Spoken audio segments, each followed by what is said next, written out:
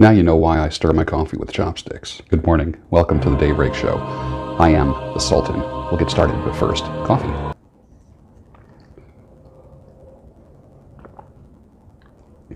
The last of the Jack Daniels coffee.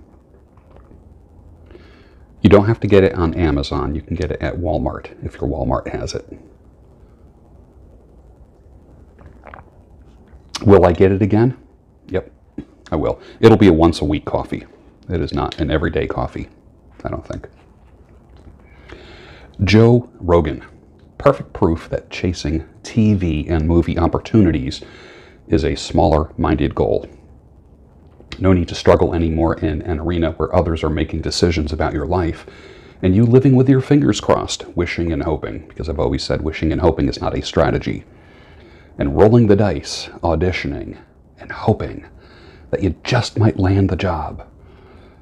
Take that from me, who spent 5 years of my life as a full-time actor. That was my income for 5 years of my life. During my 60 years on this earth, 5 years as a full-time actor.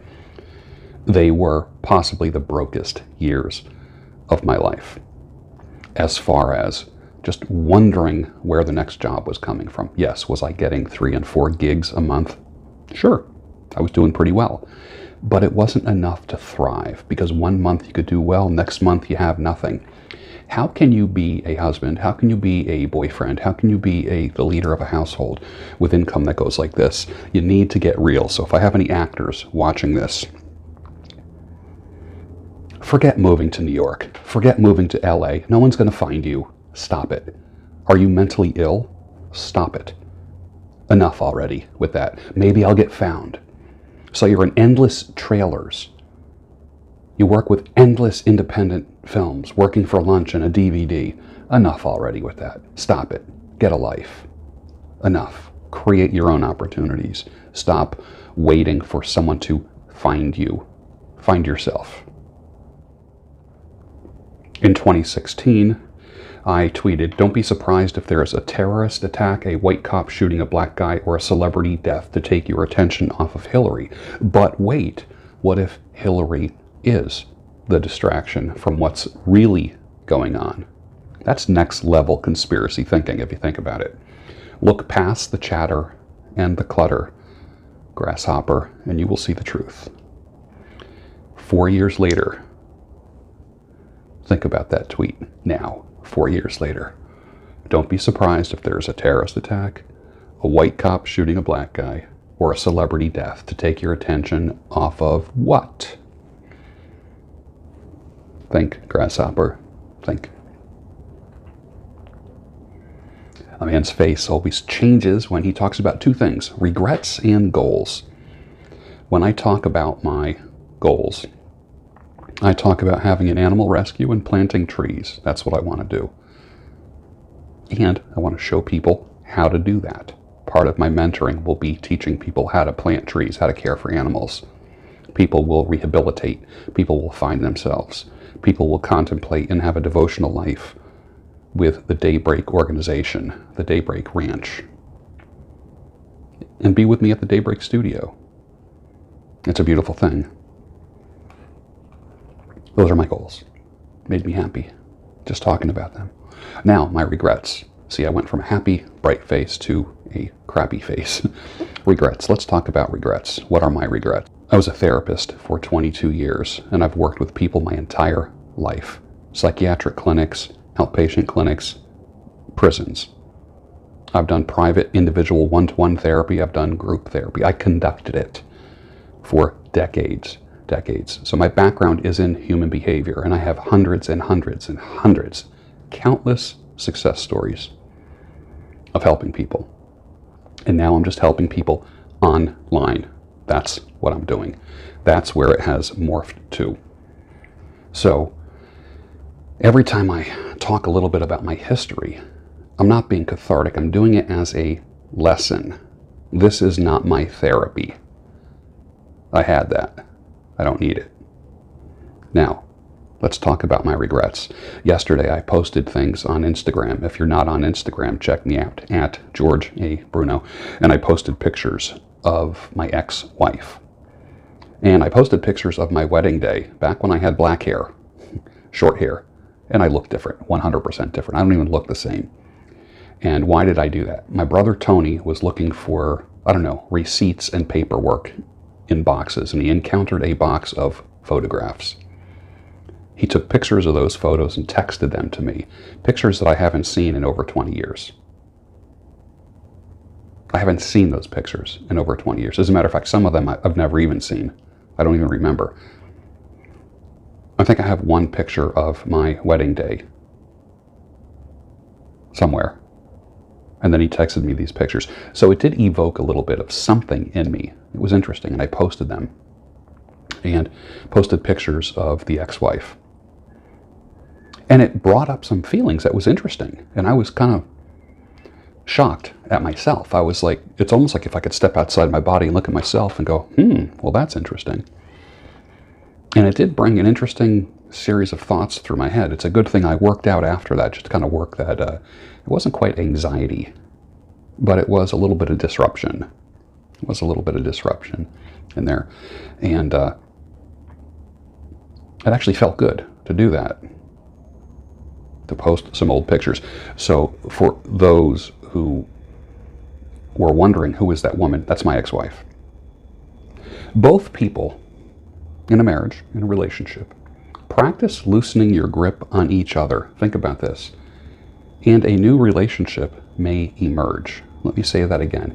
If both people practice loosening their grip on each other, a new relationship may emerge. There's a tactic you're not going to hear. Backing away. How's that? But not in a manipulative way. The biggest enemy to doing that is fear. What will happen if I loosen my grip? What will happen to my wife if I loosen my grip? Somebody will screw it up, and because it might mess up their schedule, they need to control, they don't trust. I will tell you, let it go. Let it go. Maybe you never should have got married. I don't know. People say, what God has put together, let no man put asunder. My response to that is, what makes you think God put it together? I know there are some people, and I believe there's some Christian guys who will come right out and say that they differ from me on this. I don't believe every marriage should be saved. I'd rather save a man than save a marriage. Trying to save a marriage can destroy a man, because it makes a man do things. Most men aren't willing to do what I counsel them to do in marriage counseling. They're not willing to do that. It's harder. It's harder to save a marriage than it is to save a man. Save yourself. And then if you're recently broken up or divorced, don't do anything to get your wife back. Get you back. That's your task. Get you back. Stop sending flowers. Stop the emails. Stop dropping things off. Stop reminiscing. Stop it. Stop it. Someone asked me, have you and your wife talked much? One guy said, did you have sex with your wife after you guys split up? And I thought that was interesting. I should find that exact question. And my exact answer was no. There was no sex. I was decisive. We were decisive. When we divorced, we divorced. We did not go back. We didn't have coffee and talk about things. We weren't friends. We weren't getting along for the kids' sake. When we were divorced, that was it. Literally, that was it. So when I see pictures of my wedding from decades ago, and I think about the divorce, the disruption is what brings the bad memories, not the divorce. The disruption does. I don't like my life to be disrupted, and I will do whatever it takes to stop any outside forces disrupting my life. Be a decisive man. Don't go back. Never circle back. Never circle back. So, if you married the wrong person and are now in a 7, 10, 20, 30 year or more rut, notice I'm calling it a rut, not a marriage. There's not much I can say. marry for all the wrong reasons and then beg God to fix it and then blame him because it doesn't magically improve because you waved the magic Jesus wand over it. Sometimes you have to sleep in the bed that you made. You know what it's called? The adult pill. Growing up. It's called consequences. Those are hard to swallow words, aren't they? Even that concept is just hard to grasp. It's difficult, especially if there's kids involved. Too many people die with their songs still in their heart. The healthiest people, spouses, will entice that song out of their spouse's heart, even if it means giving that person some time and space to do so. You don't let people do stuff. Man, your wife doesn't let you go out with the guys or let you go to that woodworking class. No more of that stuff. There's a reason why men have men caves and workshops and studios and offices. There's a reason why.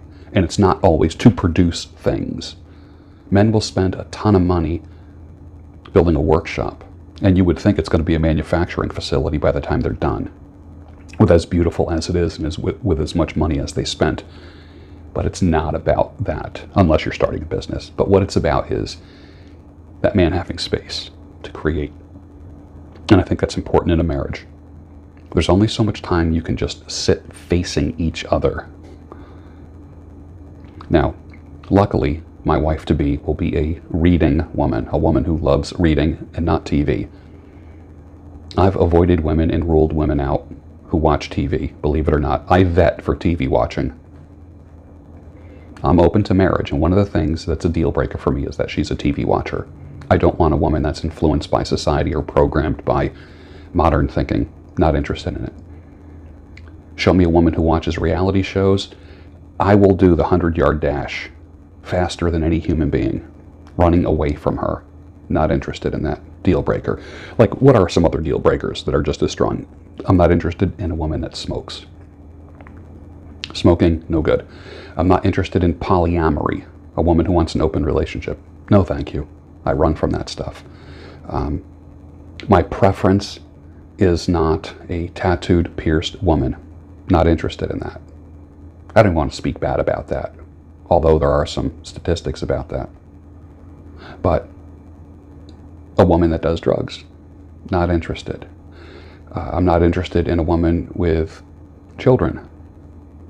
Just not interested in that. I have come to that conclusion that I'm not interested in that. But show me a woman who watches TV, I'm gone. I leave tire tracks in the driveway. There's a reason why a woman might want a kitchen to her liking, even if she is not a French chef. She might want the quintessentially equipped office, craft room, hobby lobby, or art studio. Why? Don't question it, my brother, if your wife wants that. Help her get it. You might end up with a happier wife. And I'm not saying happy wife, happy life. You know I'm not saying that. You know I'm not saying that. What I'm saying is this. If you loosen your grip, sometimes a new relationship will emerge. We just circled back to that theme. If a wife is choosing wild friends, could it be that she's living vicariously through them because she feels controlled? If a guy needs a night out, could it be that he's not allowed to be the man around his own home? Interesting questions. They would be good questions for group therapy or group counseling session of married men. What is with men that say, well, my wife let me do this, or I have to check with the boss first, or let me check with my better half? I understand the playfulness of this, and this is really huge with Christian men. But there is some truth to this on a deeper level. The healthiest relationships are the ones where nobody in that relationship is poo, see, whipped. Nobody. Husband or wife. It's an interactive, growing, dynamic relationship. It's a symbiotic relationship. It's a oneness. Otherwise, Think about it. You're just roommates on a similar track. Think about it. They have sex every now and then. And consider forbidden sex with other people every now and then. And learn how to become secretive and have a world in their phone. Shit, I just wish smartphones did not exist. If I get married, there will be no TV, so that's one good thing. That's not going to happen in my marriage. What if we both didn't have smartphones? What if we just had, like, what do you call those phones with, like, the big numbers? You know what I'm talking about? You see them on TV. What the heck are they called? Someone remind me. Put it down below. Where all you do is make calls. But it's hard to find a phone that doesn't have GPS and where you're not getting tracked and all that nonsense. But can you imagine not having any social media? What sucks for me is that my career, my money, my income is embedded in social media right now. And that kind of blows. What am I going to do? I have to separate somehow, some way. Yeah. First year of a marriage determines the direction of that marriage. That's why young couples need to be mentored and looked after. And you young guys and gals that just got married in the past year, you know who you are. You're watching. I know you are. I know you. Are you linked into an older couple? Men, young married men, are you linked into an older man who can give you some wisdom? Ladies, are you linked up with an older, wiser, experienced woman who's not a feminist, who's not going to tell you to pack your shit if things get rough? But I do believe that every couple needs guidance somehow, some way.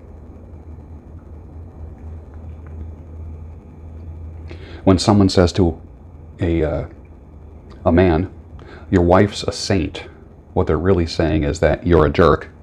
They just omitted the last part of the sentence, which is for putting up with you. She's a saint for putting up with you. Don't be a devil to your wife. Don't be the guy that's always antagonizing the crap out of your wife. And ladies, stop poking your man. Stop it. Stop calling him names. Stop calling him names. And if you have kids, don't even do it in front of the kids. Are you crazy? Do you think that colder weather and shorter daylight days contribute to weight gain? I always beef up a little bit every winter, which I view as kind of healthy, but sometimes it's more than I'm comfortable with. Last winter was the first winter that I didn't put on a lot of weight. Interesting, right? Because I was committed to working out and burning calories, although I was still eating stews and soups and chili and rich food in the winter. I think what happened to me, COVID was my winter, because I couldn't go to the gym and I made excuses. And I probably put on 10, 12, I think I put on about 13 pounds, if I'm not mistaken, during the COVID thing. Just enough to make me feel uncomfortable. I didn't like that. It's all off now, obviously. And that has to do with my activity level. Like this morning, I took a walk in the pouring rain. My legs are cold now. My legs are soaking wet, and my feet are soaking wet because it's pouring outside. And I decided to go out there. So as soon as I'm done with the daybreak show, I need to change and put on dry clothes. But I felt good. I can't imagine a day without walking now.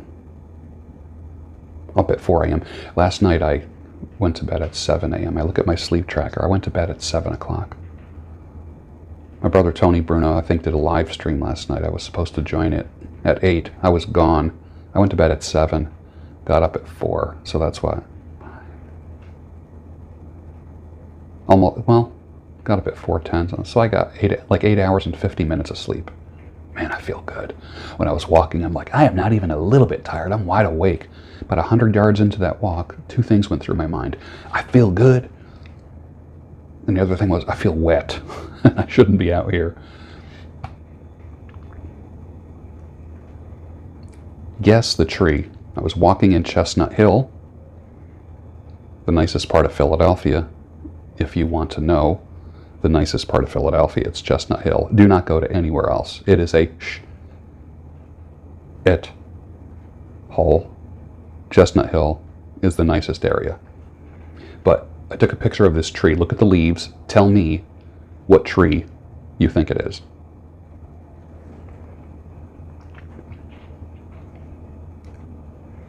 I took a poll. I asked, should a woman change her last name when she gets married? 83.8% said yes, 4.9% said no, 11.3% said it depends. And there are some people that said, well, if your wife has a reputation with her original name and her business revolves around her original name, then she's not going to change it or hyphenate it. Hyphenating a name, in my mind, it's my opinion, is a clusterfuck. That's what I think. So I'm not a big hyphenator kind of guy. Ain't happening. But I do believe that a woman should change her last name when she marries you. I do believe that. But there are some exceptions. I think if a woman has created a life or a reputation around her name, maybe she can just make her name her brand, but literally change her name for real, in reality. But just keep the other name for her brand, but not keep it legally, like change it on her license, and marriage certificate and such. Just some thoughts on that. I'm not a die on that hill kind of person. 2020 is the year that men will look back and say, yeah, that was the year when every red pill guy overused the word simp. 2021, come quickly, please. If I had a king nickel every time I heard someone say or use the word simp, I'd be a millionaire by now. It's a good day. Do some high-intensity training this weekend. I'll be putting out some special videos, maybe some conversations that you're going to like over the weekend. Keep an eye on my channel. And with that, finish your coffee, and I'll see you Monday morning on the Daybreak Show, your home of sanity, clarity, and reason.